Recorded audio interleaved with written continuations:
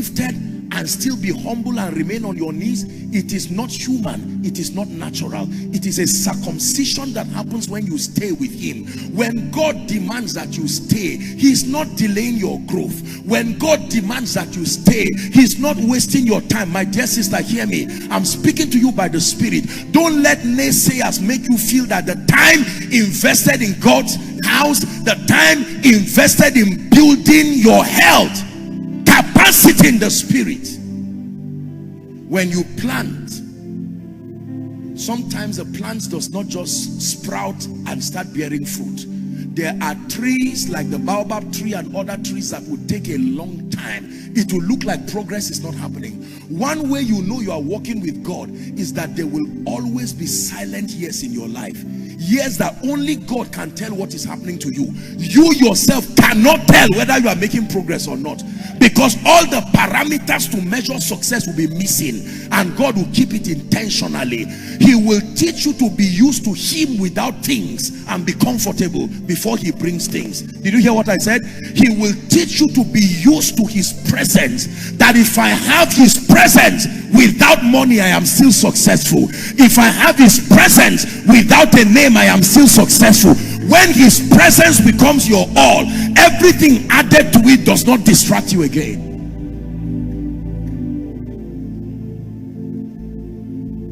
The psalmist said, among the many things I desire to restore, restore my soul. Restore my soul.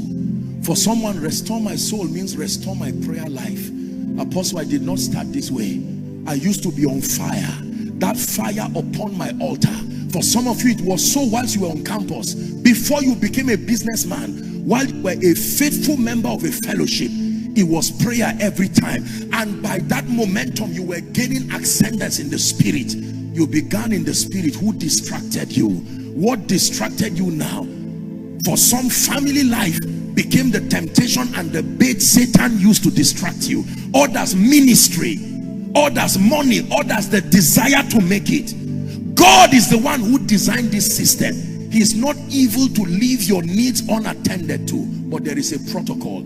Tonight I came to show you a law that you have been violating, that is responsible for most of the losses in our lives. When Satan comes to you and he looks at the direction of your attention, that's what you attack. When he looks at the direction of your attention and he finds it at fame or money, he will attack that area. But when he finds your eyes fixed on Jesus, that while your account is multiplying, your eyes is still on Jesus, because you have been trained in the secret place, that every time you look away from him, the waters will sink you, Peter. That was the lesson. Walking on water was not just about a miracle. He was teaching you how to be undistracted by the things around you, to focus on Jesus. When Peter looked away from Jesus and began to look at other things like ministry, like growth, like whatever it is, he sank. Let me tell you this. When I was to start ministry, the difficulty was how to be able to raise finances for ministry, because I made up my mind that I was going to serve God void of compromise, that I would never manipulate anybody for myself or to fund the work. And based on the visions that God was showing me, I knew that this work would require enormous resources. How was God going to help me through this? By his mercy. I remember times when I would come to God and say, Lord, what is the key to this? And he would teach me, stay in my presence. There is a curriculum for your growth. There is a curriculum for your excelling. There are people already positioned. There is wisdom to navigate you to the place of grace and power, but stay. I thank God by his mercy that I stayed. The foolishness of waiting upon the Lord. It will look like you are not making progress. Let me say this to you, and I submit with all humility. I'm about to pray for you now. There are many people, or there were many people those days, they were in a hurry to make it. Now, I don't say this, being sarcastic. I mean, if you saw them, you would think if they did not do ministry in 1 year, they would die. It was like, I want to do ministry, I want to shine, I want to heal the sick, I want to do whatever. And sometimes humanly you'll be tempted to say, I hope this is not the way and I'm missing out. and he will tell you stay.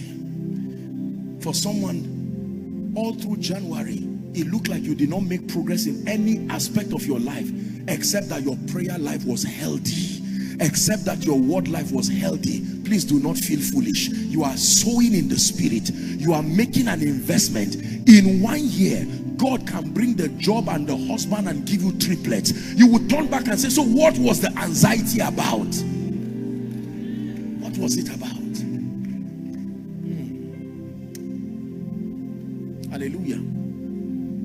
Many years later, by the mercy of God, when God began to do the things that he's now doing through our lives, I look back with pain in my heart at some of these wonderful people yesteryears. I look at their hurry. They wanted to make money fast. They wanted fame fast. They wanted increase fast. And you are now wondering, so with all that journey, where is it? Because let me tell you this, it is vain to wake up in the morning and to sleep late at night only to eat the bread of sorrow. I have learned in my life, if this God does not stand behind you to help you, you will waste your time and weary your days. It will look like you are making progress, only that you will turn back and find out that 15 years was wasted. You will go around only to find out that you are back to the place you started. This is my call tonight. We are going to cry the cry of restoration. Lord, I'm trusting you for houses, I'm trusting you for a car, I'm trusting you for increase, but for tonight, restore my soul. Restore my soul. This transaction I have been doing with Satan unknowingly, that my increase has been at the expense of my prayer life. My fame has been at the expense of my consecration. My rising has been at the expense. Do not allow your growth become a cost to you. The key is to give God your heart. When your heart belongs to him, when Satan comes around you, it doesn't matter what he baits you with, whether increase or challenges, it has no effect on your heart. Do you know why? Because you are totally surrendered. Now let me say this before we pray. When you come to Jesus, really, you don't give him your heart. You receive his life.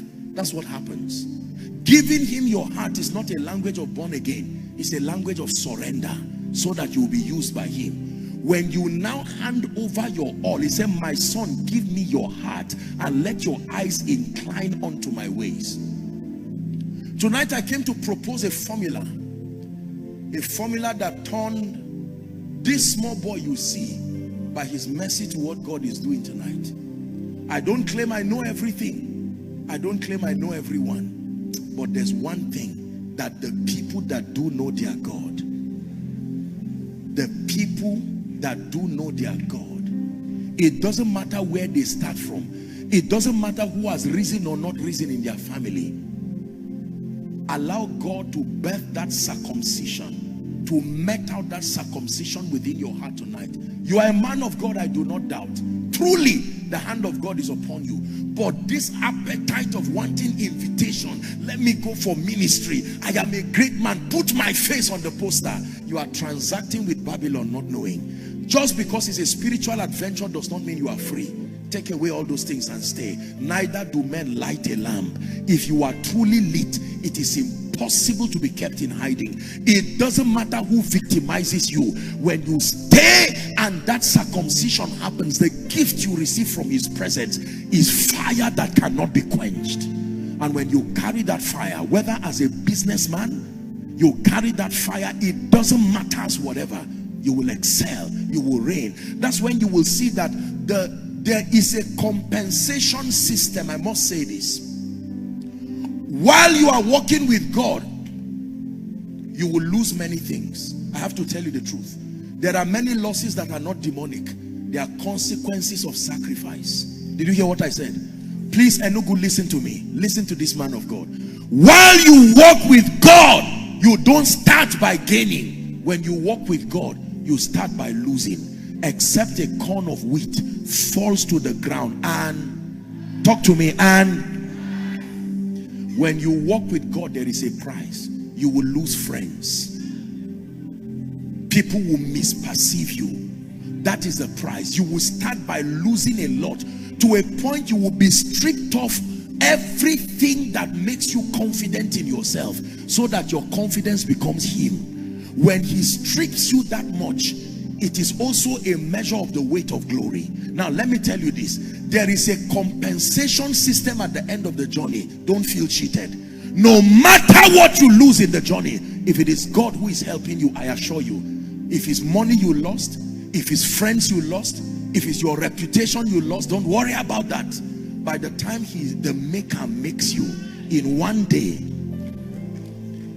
Job lost everything. The one thing he had was his honor and reverence for God. And even his wife said, Mr. Man, you've lost all. Curse God and die.